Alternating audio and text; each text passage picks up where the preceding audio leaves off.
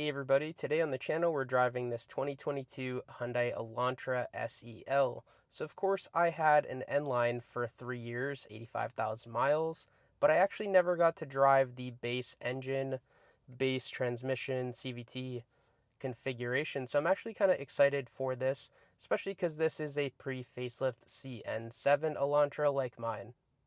The Elantra we have here today is listed on the First International Auto Group site for just under $17,000.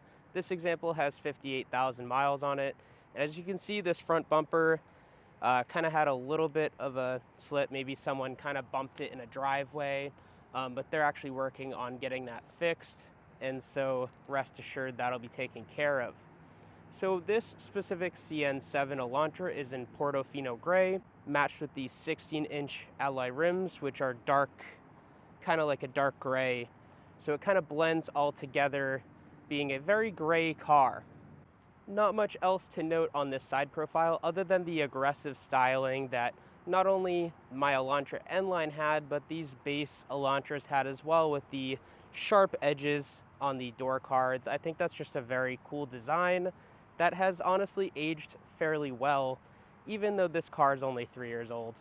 So in the rear, I think is the biggest mistake with these Elantras is they didn't do all of them having the LED taillight. This one is just two incandescent bulbs, so at night you'll just kind of see two red on either side. But one of the main reasons I bought my Elantra N-Line was actually because of that LED taillight that only the N-Line, the Elantra N, and the Premium get. As far as trunk space, the Elantra never really had a lot of room, and this one, of course, not having any sort of hatchback variant in the United States, we're really stuck with just those rear seats folding down, which doesn't give you tons of access to the cabin, especially because the height in here is quite low. You can barely get a ladder in there, honestly. Sitting behind myself in this rear seat, I'm quite comfortable. These Elantras have tons and tons of room, and honestly, I was just talking to a friend of mine who is in the market for a Forte, and I was like, you should just go for the Elantra because there's just so much more room in here. And you can tell all throughout the cabin that these things were just set up so well, where you have tons of room in the back, tons of room up front, and they're not too big of cars either. We don't really have any sort of vents back here. We do have speakers on each door card, but it does feel quite bare bone back here, especially because there's no sunroof in this SEL. Alright, so back in the driver's seat, as you can see, we have digital infotainment screens. We have one for, our CarPlay, and then of course one for our gauge cluster. We do have a little bit of customizability in here with user settings, especially in theme selection. You do have 2 different settings which change, 4 different settings. My N-Line only had 3, so it's pretty cool that we have 4 in here, especially because mine were, analog gauges, which I actually did prefer, but it is cool to finally see this digital screen. One thing you can really appreciate Hyundai for is this low price point. Starting at $21,000, the SEL trim doesn't feel all that bare bone at all. We do have cloth seats with manual adjustments, which I don't really like, but we do have heated seats in here. We have remote start from our key fob, and you also have a 3-year trial to the Blue Link system, which allows you to start your car remotely and check things such as your service and whatnot. You do have to pay for it after the 3-year mark, and so of course, this being a 2022 model year, that is pretty much done. So if you bought this car secondhand, you could download the Hyundai app, Hyundai Blue Link app, and of course subscribe and pair your car on there, which honestly, if you live up in New England, I definitely recommend doing because you can set your temperatures, turn on your heated seats, all from your phone. As far as other options, we do have wireless Apple CarPlay and Android Auto. I did have a couple problems with mine and my Elantra N-Line, where basically you'd connect it, it would be fine, it would work for like half of your drive, and then all of a sudden you would just get an error saying that it's like it has to reconnect and you have to like repair your phone. And the best way to do that after that is to just hit OK and then go back to the Apple CarPlay pairing menu and then just repair it. it does become kind of a pain, especially if you're relying on that for directions. This Elantra SEL is also equipped with dual climate control, dual heated seats. We of course have keyless entry and push button start, so feel free to keep that key fob in your pocket. And overall, we do have 3 drive modes. We have normal, sport, and smart. In this car, especially it being a CVT, I would probably just leave it in normal. That way you're not getting like the laziness of the eco in the smart mode. And so basically the way smart mode works is it gauges off your throttle response. Basically it'll say like your driving habits. So when I put the pedal down, it'll switch it into sport mode over a period of time. And then once I start driving kind of less aggressively, it'll keep it in eco. In my personal experience in my N-Line, it stayed in eco like 90% of the time while driving in smart.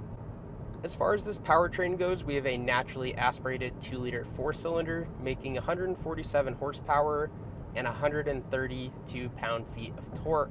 This car is pretty light, but that's just not enough power to really do things such as merge on the highway and get past some people. I will say that my N-Line does have the appropriate amount of power that these cars should have, with 201 horsepower and around that for torque numbers as well. And that dual clutch in that car is honestly just a lot more fun to drive.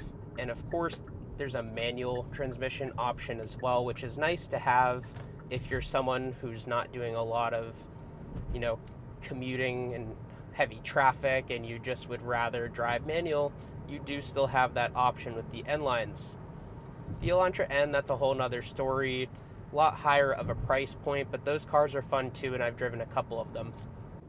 The steering wheel for this SEL is a little different than the one I had in the N-Line as well. We do have very similar controls, like hanging up and taking calls on the left-hand side, along with your stereo modes. You can change from Bluetooth to radio between AM and FM, and of course Sirius XM, which I don't know if some of you other Hyundai owners out there got a lot of Sirius XM ads, but I just constantly, still to this day, get emails from them.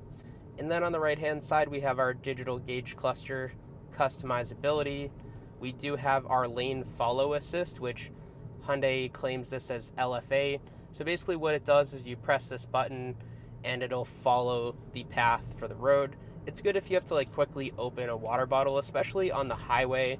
Some of these back roads, it does get a little lost, as it's not like a full, level 2 autonomous driving system. It's really just like a quick solution if you need 2 hands for something else for a brief second. We also have adaptive cruise control on here. My N-Line did not have adaptive cruise control, so +1 point for the SEL over my N-Line. Fuel economy numbers are also quite great in this SEL.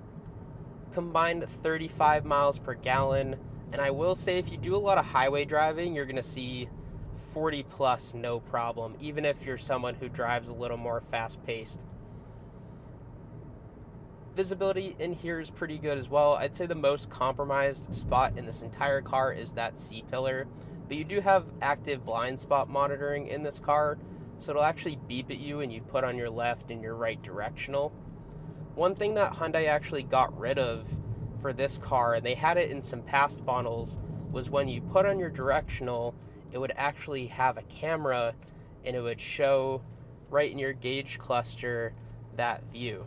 They don't have that in these Elantras, which is fairly disappointing. Right, an opportunity to give it some gas.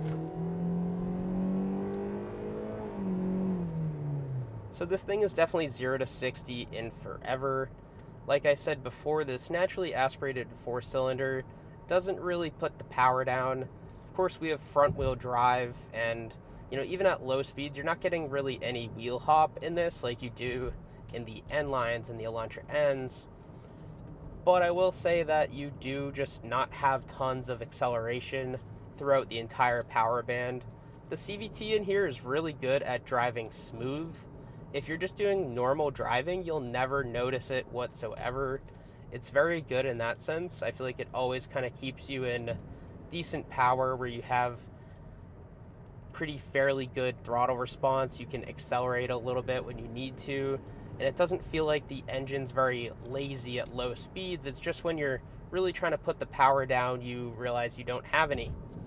As far as interior design, I really appreciate what Hyundai did with the dashboard in this car, which of course, if you go to any sort of eco brand sedan in the lower $20,000 price points new, you're going to get this pebbled dashboard that just looks horrendous. With this one, they did like this little gradient, which I'm sure is, just as cheap, but it looks so much better.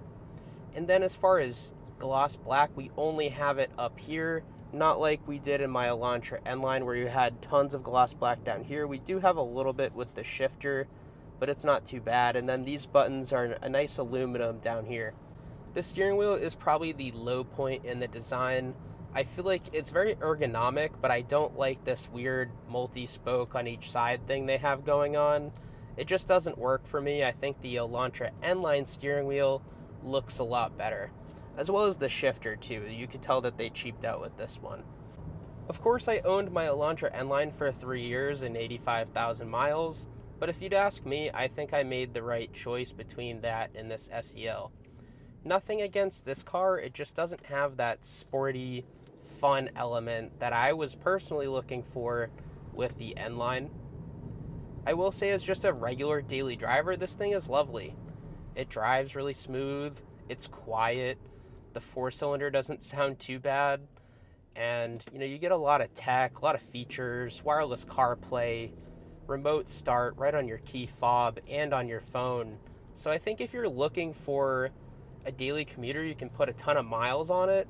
There's not really much else than these Elantras for the money. So let's see how this thing performs on the worst road in Merrimack, New Hampshire. Of course, I tested it in my Elantra N-Line video, but that one has a little bit different of a suspension setup. So let's see how this thing handles it. Approach it at 20 miles an hour.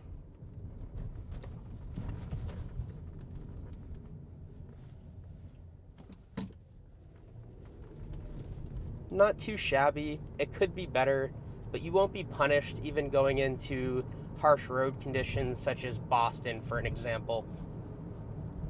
But speaking of road conditions, I do want to note, with these Elantras, they're quite bad in the snow on their stock all seasons.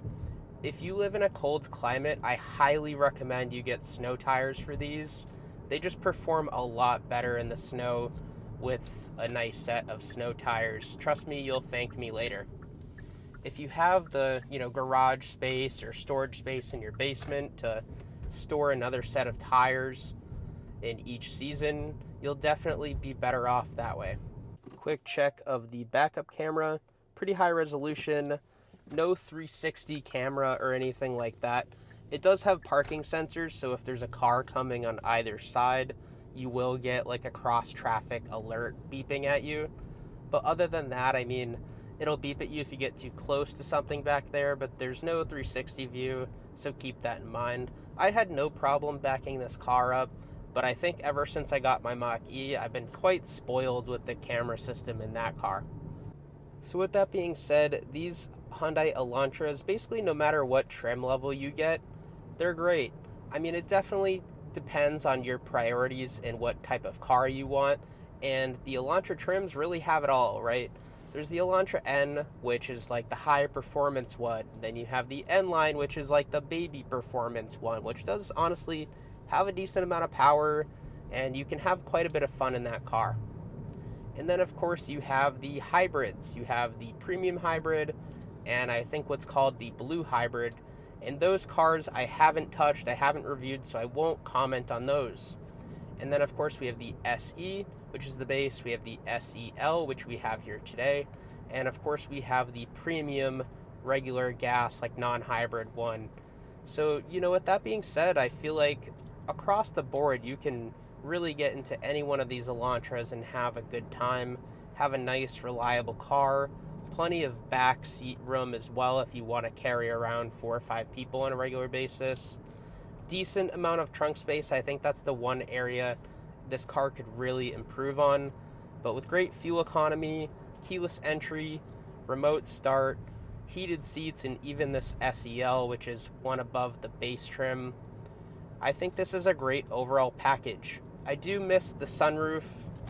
I think that would be one thing I would want to option on. And if you couldn't get one in an SEL and you really want a sunroof, look at the premium or the N lines, and I'm sure, especially in the pre-owned market, you could get a pretty good deal on one. But I think this SEL from First International Auto Group is a great deal for just about $17,000 and 58,000 miles on it. I mean, these things have 100,000 mile powertrain warranties on them, and I haven't really heard much bad things about this naturally aspirated 2-liter 4-cylinder, which is, of course, the Smart Stream engine paired to this CVT. Thank you all for watching. Please leave your comments and your questions below. I haven't driven an Elantra in quite a while, and it was quite fun to get back into one. Anyways, thank you again for watching. Bye-bye.